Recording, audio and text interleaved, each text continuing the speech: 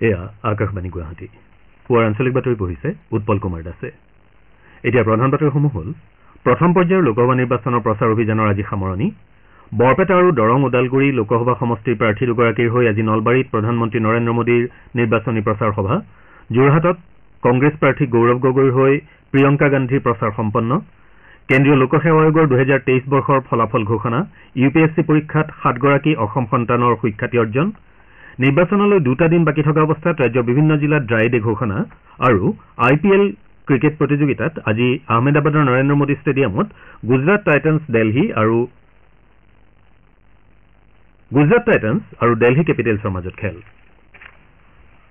এতিয়া শুনক বিতং বাতৰি। ৰাজ্যত হ'বলগীয়া প্ৰথম পৰ্যায়ৰ নিৰ্বাচনৰ বাবে আজি প্ৰচাৰ অভিযানৰ সামৰণি পৰিব। নিৰ্বাচন আয়োগৰ নীতি অনুসৰি আজি বিয়লি 5 বজালৈকে ৰাজনৈতিক দলসমূহে প্ৰচাৰ চলাব পাৰিব।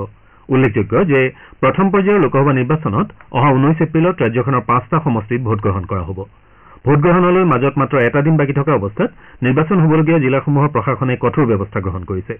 নিৰ্বাচনী আচৰণবিধি উলংঘনৰ ঘটনা ৰোধ কৰাৰ উপৰি এই নিৰ্বাচন নিয়াৰিকৈ পৰিচালনাৰ বাবে প্ৰতিখন জিলা প্ৰশাসনে যাৱতীয় ব্যৱস্থা গ্ৰহণ কৰিছে। 19 এপ্ৰিলত ভোটগ্ৰহণ হ'বলগীয়া কাজিৰঙা, শোণিতপুৰ, লখিমপুৰ, ডিব্ৰুগড় আৰু যোৰহাট সমষ্টিৰ অন্তৰ্ভুক্ত জিলাকেইখনত আজি বিয়লি 5 বজাৰ পৰা ভোটদানৰ দিনা বিয়লি 5 বজা পৰ্যন্ত সুৰাৰ প্ৰচলন নিষিদ্ধ ঘোষণা কৰা হৈছে। ইফালে দ্বিতীয় আৰু তৃতীয় পৰ্যায়ৰ নিৰ্বাচনৰ বাবেও জিলাসমূহত যাৱতীয় ব্যৱস্থা গ্ৰহণ কৰা হৈছে। দ্বিতীয় পৰ্যায়ত নিৰ্বাচন হ'বলগীয়া কৰিমগঞ্জত কাইলৈৰ পৰা প্ৰিজাইডিং আৰু পলিং বিষয়ৰ প্ৰশিক্ষণ শিবিৰ মুকলি কৰা হ'ব। এই শিবিৰ দিনৰ 10 বজাৰ পৰা বিয়লি 4:30 বজালৈ মুকলি থাকিব। লোকসভা নিৰ্বাচনৰ দিন চমু চাপি অহাৰ লগে লগে দেশৰ বাকী অংশৰ লগতে অসমতো বিভিন্ন ৰাজনৈতিক দলৰ প্ৰচাৰে তীব্ৰতা লাভ কৰিছে। বিজেপিৰ জ্যেষ্ঠ নেতা তথা প্ৰধানমন্ত্ৰী নৰেন্দ্ৰ মোদী নিৰ্বাচনৰ প্ৰচাৰ চলোৱাৰ লক্ষ্যৰে কালি সন্ধিয়া গুৱাহাটীত উপস্থিত হয়। বৰঝাৰ বিমানবন্দৰৰ পৰা কইনাধৰালৈ যাত্ৰা কৰাৰ সময়ত ৰোড শ্ব'ত প্ৰধানমন্ত্ৰীগৰাকীক দলীয় নেতা কৰ্মীসকলৰ লগতে ৰাইজে আদৰণি জনায়। শ্ৰীমোদীৰ এই কাৰ্যসূচীৰ প্ৰতি লক্ষ্য ৰাখি গুৱাহাটী মহানগৰীত নিৰাপত্তা ব্যৱস্থা কটকটীয়া কৰি তোলা হৈছে। প্ৰধানমন্ত্ৰীয়ে আজি বৰপেটা আৰু দৰং ওদালগুৰি লোকসভা সমষ্টিৰ প্ৰাৰ্থী দুগৰাকীৰ হৈ নলবাৰীৰ বৰকুৰাত নিৰ্বাচনী প্ৰচাৰত অংশ ল'ব। ইপিনে বিজেপিৰ ৰাষ্ট্ৰীয় সভাপতি JP নাড্ডাই কাইলৈ কোকৰাঝাৰত নিৰ্বাচনী প্ৰচাৰত অংশ লোৱাৰ কথা আছে। তেওঁ বিজেপি মিত্ৰজোঁটৰ UPPL দলৰ প্ৰাৰ্থী জয়ন্ত বসুমতাৰীৰ হৈ প্ৰচাৰত ভাগ ল'ব।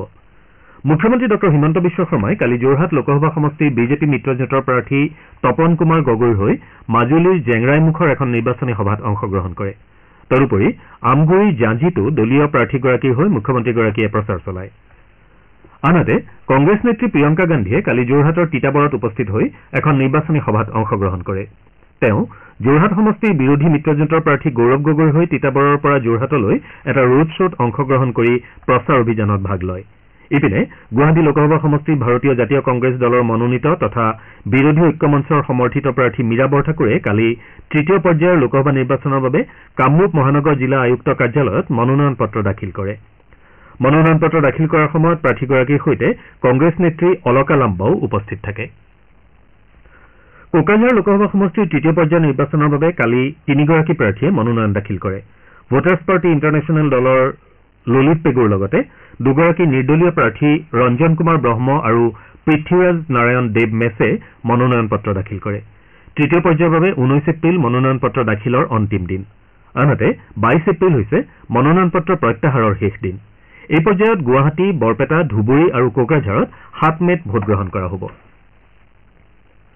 জাগিৰোড সমষ্টিৰ পঞ্চায়তে ব্যাপক নিৰ্বাচনী প্ৰচাৰ অভিযান অব্যাহত আছে।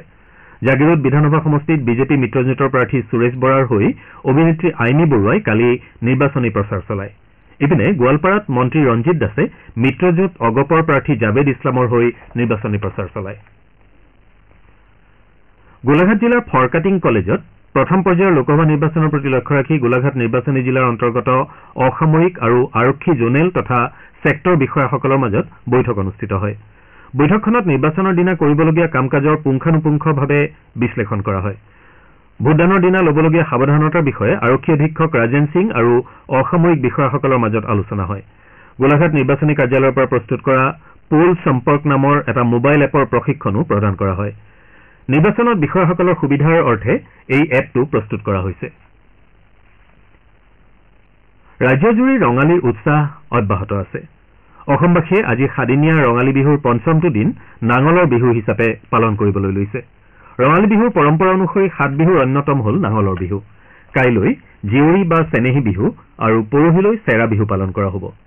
অৱশ্যে ঠাই বিশেষে সাদিনীয়া বিহুৰ প্ৰতিটো দিনৰে নামৰ ক্ষেত্ৰত কিছু পাৰ্থক্য আছে।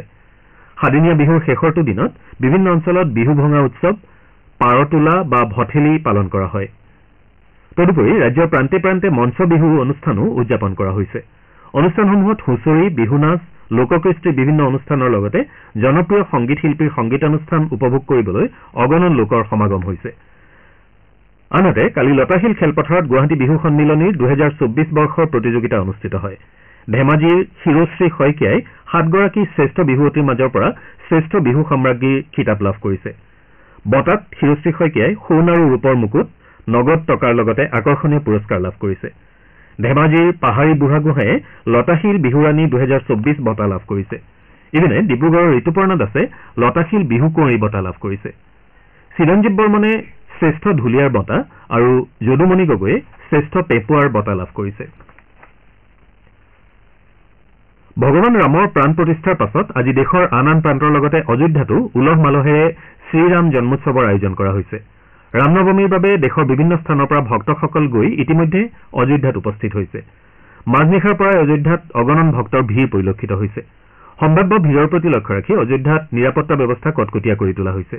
অঞ্চল বিশেষে গধুৰ যান বাহনৰ চলাচল নিষিদ্ধ কৰাৰ লগতে মেলা হ'বলগীয়া স্থানত ড্ৰোন কেমেৰা আৰু CCTVৰ জৰিয়তে বিশেষ নিৰীক্ষণৰ ব্যৱস্থা কৰা হৈছে। ভক্তসকলৰ সুবিধাৰ্থে বিভিন্ন স্থানত অস্থায়ী চিকিৎসা কেন্দ্ৰ তথা খোৱা পানীৰ ব্যৱস্থা কৰা হৈছে। অসমৰ বিভিন্ন স্থানতো আজি ৰামনৱমী উদযাপন কৰা হ'ব। আপোনালোকে আঞ্চলিক বাতৰি শুনিছে আকাশবাণীৰ গুৱাহাটী কেন্দ্ৰৰ পৰা।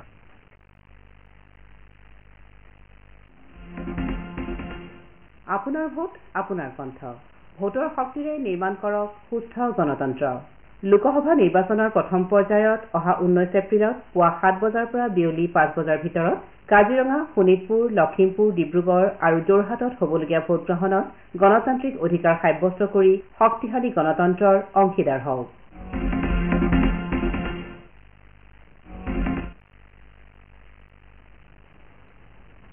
কেন্দ্ৰীয় লোকসেৱা আয়োগে 2023 বৰ্ষৰ সৰ্বভাৰতীয় অসামৰিক সেৱা পৰীক্ষাৰ ফলাফল ঘোষণা কৰিছে। ৰাজ্যৰ 7গৰাকী পৰীক্ষাৰ্থীয়ে পৰীক্ষাত সুখ্যাতি অৰ্জন কৰিছে। ইয়াৰ ভিতৰত গুৱাহাটীৰ অভিজ্ঞান হাজৰিকাই 172 সংখ্যক, ৰিকি লহকৰ প্ৰধানে 230 সংখ্যক, তেজপুৰৰ ঈশ্বৰী ডেকাই 320 সংখ্যক, ধুবুৰীৰ ঋতুৰাজ শৰ্মাই 462 সংখ্যক, নগাঁৱৰ ভাস্বত শইকীয়াই 552 সংখ্যক, গোগামুখৰ কল্লোল হাজৰিকাই 992 সংখ্যক আৰু বৰপেটাৰ আজমল হুছেইনে 1013 সংখ্যক স্থান লাভ কৰিছে। প্ৰকাশিত তালিকা অনুসৰি সৰ্বভাৰতীয় পৰ্যায়ত লক্ষ্ণৌৰ আদিত্য শ্ৰীবাস্তৱে প্ৰথম স্থান অধিকাৰ কৰাৰ বিপৰীতে অনিমেষ প্ৰধানে দ্বিতীয় আৰু দৌনুৰু অনন্যা ৰেড্ডীয়ে তৃতীয় স্থান লাভ কৰিছে। লোকসভা নিৰ্বাচনলৈ মাজত মাত্ৰ 2টা দিন বাকী থকা অৱস্থাত ৰাজ্যৰ বিভিন্ন জিলাত ড্ৰাই ডে ঘোষণা কৰা হৈছে। কামৰূপ মহানগৰ জিলা প্ৰশাসনে আজি বিয়লি 5 বজাৰ পৰা 19 এপ্ৰিললৈ ড্ৰাই ডে ঘোষণা কৰিছে। 19 এপ্ৰিলত হ'বলগীয়া মিজোৰামৰ লোকসভা নিৰ্বাচনৰ প্ৰতি লক্ষ্য ৰাখি অসমৰ ৰাজ্যপালে আজি বিয়লি 4 বজাৰ পৰা কৰিমগঞ্জ জিলাত 19 এপ্ৰিললৈ ড্ৰাই ডে ঘোষণা কৰিছে। জনপ্ৰতিনিধিত্ব আইন 1951 আৰু অসম আবকাৰী আইন অনুসৰি মিজোৰামৰ সীমান্তৱৰ্তী অসমৰ অঞ্চলসমূহত নিচাজাতীয় দ্ৰব্যৰ পৰিবহণত নিষেধাজ্ঞা আৰোপ কৰা হৈছে। ইপিনে লখিমপুৰ জিলা প্ৰশাসনেও আজি বিয়লি 5 বজাৰ পৰা 19 এপ্ৰিললৈ ড্ৰাই ডে ঘোষণা কৰিছে। একেদৰে চৰাইদেউ জিলাতো আজি বিয়লি 5 বজাৰ পৰা 19 এপ্ৰিললৈ বিয়লি 5 বজা পৰ্যন্ত ড্ৰাই ডে ঘোষণা কৰা হৈছে। ইপিনে কাজিৰঙা, শোণিতপুৰ, লখিমপুৰ, ডিব্ৰুগড় আৰু যোৰহাট সমষ্টিৰ অন্তৰ্ভুক্ত জিলাকেইখনত আজি বিয়লি 5 বজাৰ পৰা ভোটদানৰ দিনা বিয়লি 5 বজা পৰ্যন্ত সুৰা নিষিদ্ধ ঘোষণা কৰা হৈছে। এই সময়ছোৱাত সুৰাজাতীয় সামগ্ৰী বিক্ৰী কৰা পাইকাৰী আৰু খুচুৰা বিপণী তথা দেশীয় সুৰাৰ দোকানসমূহ বন্ধ থাকিব। এই আদেশ উলংঘাকাৰীৰ বিৰুদ্ধে অসম আবকাৰী আইনৰ নিৰ্দিষ্ট ধাৰাৰ অধীনত বিধিগত ব্যৱস্থা গ্ৰহণ কৰা হ'ব। পবিত্ৰ হজ যাত্ৰা সমাপনৰ উদ্দেশ্যে মক্কালৈ যাবলগীয়া ডিব্ৰুগড়ৰ হজ যাত্ৰীসকলৰ বাবে কালি প্ৰশিক্ষণ কাৰ্যসূচী সম্পন্ন হয়। ডিব্ৰুগড় ঈদগাহ প্ৰাংগণৰ কমিউনিটি হলত আয়োজিত এই কাৰ্যসূচীত 36গৰাকী হজ যাত্ৰীক প্ৰশিক্ষণ দিয়া হয়। এইসকলৰ মাজত 20জন পুৰুষ আৰু 16গৰাকী মহিলা হজ যাত্ৰী আছে। এই অনুষ্ঠানৰ সৈতে সংগতি ৰাখি বিশ্ব শান্তি তথা সকলোৰে মংগল কামনাৰে দোৱা প্ৰাৰ্থনা কৰা হয়। অসম হজ সমিতিৰ অধ্যক্ষ নেকিবুজ্জামানৰ উদ্ধৃতিৰে আকাশবাণীৰ সংবাদদাতাই লগতে জানিবলৈ দিয়া মতে এইবেলি অসমৰ পৰা 4000গৰাকী হজ যাত্ৰী মক্কা অভিমুখে ৰাওনা হ'ব। কেন্দ্ৰীয় বিত্তমন্ত্ৰী তথা বিজেপিৰ জ্যেষ্ঠ নেত্ৰী নিৰ্মলা সীতাৰমণে কয় যে বিগত 3টা বিত্তীয় বৰ্ষত ভাৰতৰ অৰ্থনীতি দ্ৰুতগতিত বৃদ্ধি হৈছে আৰু সমাগত বছৰবোৰতো এই বৃদ্ধি অব্যাহত থকাৰ সম্ভাৱনা আছে। জয়পুৰত কালি উদ্যোগপতি আৰু ব্যৱসায়ীসকলৰ সৈতে মত বিনিময় কৰি শ্ৰীমতী সীতাৰমণে কয় যে অহা 25 বছৰ ভাৰতৰ বাবে অতি কঠিন হ'ব। 2023-2024 বিত্তীয় বৰ্ষত ভাৰতত 8% বৃদ্ধি হোৱা পৰিলক্ষিত হৈছে। খেলৰ বাতৰি IPL ক্ৰিকেট প্ৰতিযোগিতাত আজি গুজৰাট টাইটান্ছ দিল্লী কেপিটেলছৰ বিৰুদ্ধে অৱতীৰ্ণ হ'ব। খেলখন আহমেদাবাদৰ নৰেন্দ্ৰ মোদী ষ্টেডিয়ামত সন্ধিয়া 7:30 বজাত আৰম্ভ হ'ব। যোৱা নিশা কলকাতাৰ ইডেন গাৰ্ডেন্ছত অনুষ্ঠিত প্ৰতিযোগিতাৰ এখন উত্তেজনাপূৰ্ণ খেলত ৰাজস্থান ৰয়েলছে কলকাতা নাইট ৰাইডাৰ্ছক 2 উইকেটত পৰাস্ত কৰে। খেলখনত প্ৰথমে বেট ধৰাৰ আমন্ত্ৰণ লাভ কৰি কলকাতাই নিৰ্ধাৰিত 20 অভাৰত 6টা উইকেট হেৰুৱাই 223 ৰান সংগ্ৰহ কৰে। দলটোৰ হৈ সুনীল নাৰিনে 56টা বলত 109 ৰানৰ বৰঙণি আগবঢ়ায়। ৰাজস্থানৰ আৱেশ খান আৰু কুলদীপ সিঙে 2টাকৈ উইকেট দখল কৰে। প্ৰত্যুত্তৰত ৰাজস্থান ৰয়েলছে জছ বাটলাৰৰ অপৰাজিত শতকৰ সহায়েৰে ইনিংছৰ অন্তিমটো বলত বিজয় লক্ষ্য অতিক্ৰম কৰে। দলটোৰ হৈ ৰিয়ান পৰাগে 14টা বলত 34 ৰানৰ বৰঙণি আগবঢ়ায়। কলকাতাৰ হৰ্ষিত ৰাণা, সুনীল নাৰিন আৰু বৰুণ চক্ৰৱৰ্তীয়ে 2টাকৈ উইকেট দখল কৰে। খেলখনত আগবঢ়োৱা অনবদ্য প্ৰদৰ্শনৰ বাবে জছ বাটলাৰক প্লেয়াৰ অব দ্য মেচ হিচাপে ঘোষণা কৰা হয়।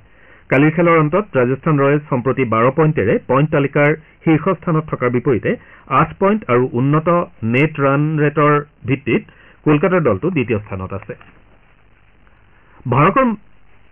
ভাৰতৰ মণিকা বাট্ৰা আৰু শ্ৰীজা আকুলাই চীনৰ মাকাওত চলি থকা টেবুল টেনিছ বিশ্বকাপ প্ৰতিযোগিতাৰ মহিলাৰ ছিংগলছৰ গ্ৰুপ পৰ্যায়ত জয়েৰে অভিযান আৰম্ভ কৰিছে। বিশ্বৰ 37 সংখ্যক স্থানৰ খেলুৱৈ মণিকাই ৰোমানিয়াৰ এডিনা ডিকানুক 3-1 ফলাফলত পৰাস্ত কৰাৰ বিপৰীতে শ্ৰীজা আকুলাই পোলেণ্ডৰ নাটালিয়া বাজোৰৰ বিৰুদ্ধে 4-0 ফলাফলেৰে বিজয় সাব্যস্ত কৰে। গ্ৰুপ পৰ্যায়ৰ দ্বিতীয়খন খেলত মণিকা আজি বিশ্বৰ দ্বিতীয় স্থানৰ খেলুৱৈ চীনৰ মানইউ ৱাঙৰ বিৰুদ্ধে অৱতীৰ্ণ হ'ব। একেদৰে গ্ৰুপ পৰ্যায়ৰ নিজৰ অন্তিমখন খেলত শ্ৰীজা চীনৰ চেন মেঙৰ বিৰুদ্ধে অৱতীৰ্ণ হ'ব। এতিয়া আজি গুৱাহাটীৰ পৰা প্ৰকাশিত দৈনিক বাতৰি কাকতৰ প্ৰথম পৃষ্ঠাৰ বাতৰিৰ চমু অৱলোকন আগবঢ়াইছে বৰষা শৰ্মাই। আজি গুৱাহাটীৰ পৰা প্ৰকাশিত দৈনিক বাতৰি কাকতসমূহৰ ভিতৰত অসমীয়া প্ৰতিদিন, আমাৰ অসম আৰু দৈনিক জনমভূমি কাকতে ভিন ভিন শিৰোনামেৰে UPSCত 7গৰাকী অসম সন্তানে সুখ্যাতি অৰ্জন কৰা বাতৰিটো প্ৰকাশ কৰিছে। গুৱাহাটীত মোদীৰ বিশাল ৰোড শ্ব'ৰ বাতৰিটো দৈনিক অসম, নিয়মীয়া বাৰ্তা, অসমীয়া খবৰ কাকতে মুখ্য বাতৰি হিচাপে প্ৰকাশ কৰিছে। এই বাতৰিটোকে দ্য চেণ্টিনেল আৰু দি আছাম ট্ৰিবিউন কাকতে প্ৰথম পৃষ্ঠাত প্ৰকাশ কৰিছে। দৈনিক অগ্ৰদূত কাকতে নিশাটোতে আলুৰ দাম বৃদ্ধি 30 টকালৈ শিৰোনামেৰে মুখ্য বাতৰি প্ৰকাশ কৰিছে।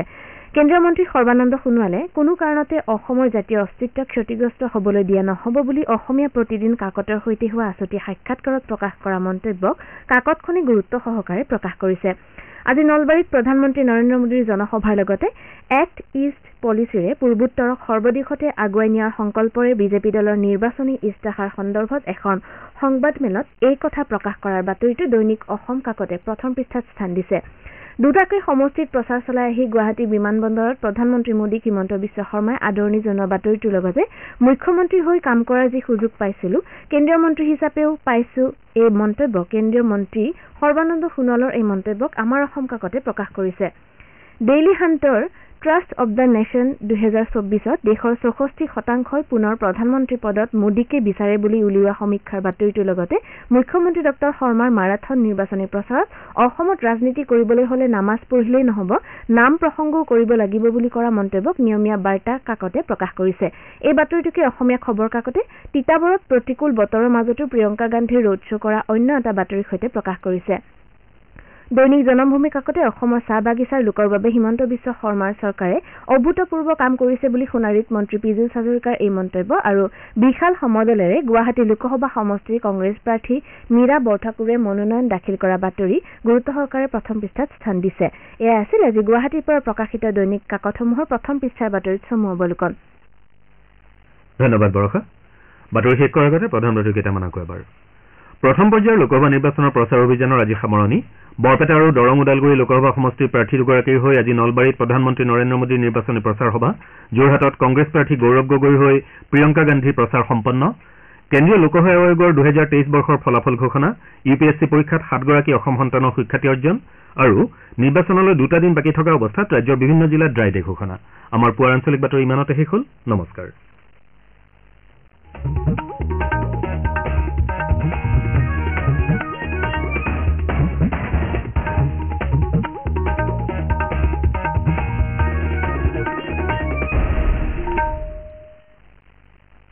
মুক্তি বিষয়